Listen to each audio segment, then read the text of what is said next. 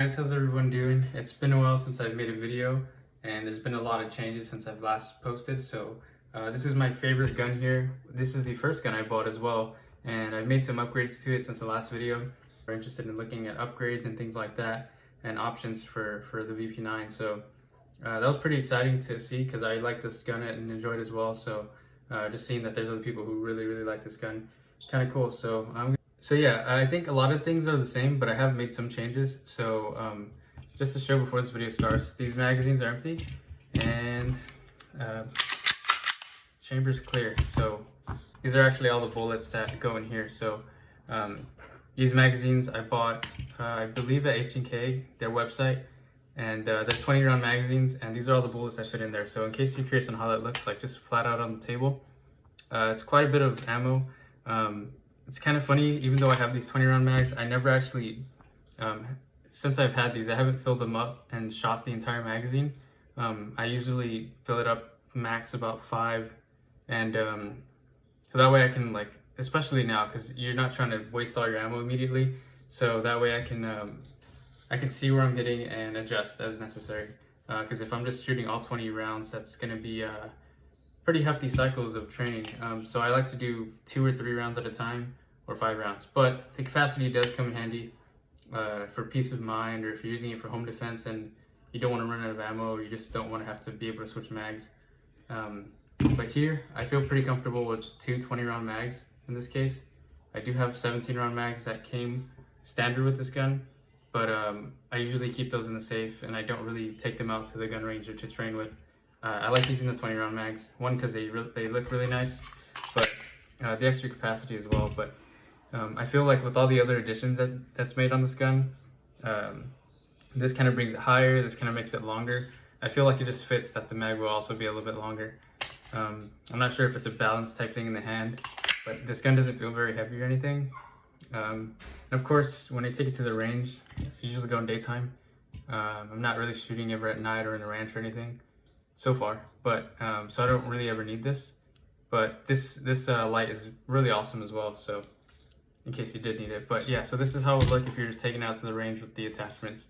Red dot's super helpful, and of course the higher capacity magazine. But I believe the last time I had these sights, I had this this light. I had the magazines, maybe one. I think I think I had one, but now I have 2. But one of the additions I made was the mag well. So these grips are very comfortable and the trigger is very smooth. But I saw a lot of people kind of arguing or going back and forth saying that this magwell doesn't make too much of a difference. And I saw 2 magwells on H&K's website. There was one that was very low profile. You could hardly tell it was a magwell that's extended. And then they have this competition style one that you can obviously tell it's extended, but some people don't like it. They think it's too bulky and stuff like that. So although I would agree, it definitely makes a difference in how bulky it is. I definitely think it's worth it. When it comes to faster reload, if you look at the bottom here, it's kind of rounded. So I guess you just kind of, instead of going straight in, you have more chances to like slide in and stuff like that. But another advantage you get is by when you hold it, your palm kind of sits against this magwell here, so you get a tighter grip, especially when you have both hands on it. It just feels really nice, and with the red dot, you're able to like not worry about your grip so much. Once you get that down, it becomes muscle memory, and you can just focus on finding your sight, because that's something you have to do each time. So yeah, I really like that. So yeah, there was some people in the comments asking about the magwell. So yeah, I did end up getting the magwell, and I ended up really liking it. It was kind of I wasn't so sure when I bought it online, because you never know what you're buying when you look at it online. It could be smaller or bigger or just not as comfortable as you might think. But overall, I'm really happy with this. It was quite expensive, I believe, maybe like $30 to $50. I get that it's steel, but sometimes gun parts can be really expensive. But yeah, it's a one-time purchase, so I didn't mind doing it. And yeah, so this is my primary gun, home defense, range fun. That's what I was really looking for, essentially. I wanted to be able to take to the range, have good capacity. I didn't want it to be rough in the hand or very uncomfortable. And also I wanted high capacity for home defense with a good caliber, and I feel like 9mm isn't so bad. And yeah, so this is my primary, which means of course I do have a secondary, but the secondary that I have right now is like just a fun gun. It's a little 22 Ruger Wrangler. It's more for fun. I bought it almost right after this. I have almost this obsessive personality of like when I get it something, I kind of want to keep buying stuff, as you can tell. So I got a few attachments for this, but I also got a fun gun, so that way I don't have to spend so much money on 9mm ammunition, and I don't have to put so many rounds to this gun.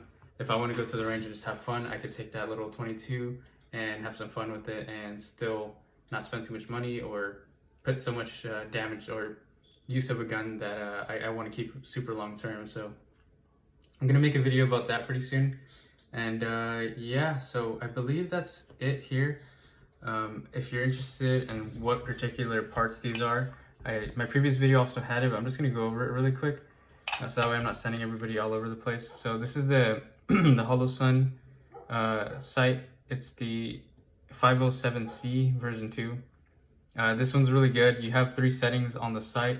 I'm not sure if you're gonna be able to see it there, but hopefully you can at least a little bit. But yeah, you have different optic settings. So I think you have like a circle, you have like a cross, and then a circle with the cross. I think the one I have it on is the circle with the cross. So I have it like maxed out so I can see it. And then I have this PL Pro Valkyrie here. Super bright. I think it's 13 or 1500 lumens. I'm not sure, but I do know that it's very bright, and as long as you keep it charged, it's easy to snap on. You just put it onto the rails like this and hook it on and you're good to go. So whenever I have it in the safe, I usually have it on, but whenever I take it out to the range, just snap it right off. It's not too hard or anything like that. And then these magazines, you'll be able to find these on H&K's website. I think there are other vendors, but they were very expensive and hard to find. Of course, 2020 was not an easy year if you're trying to find gun parts or anything like that.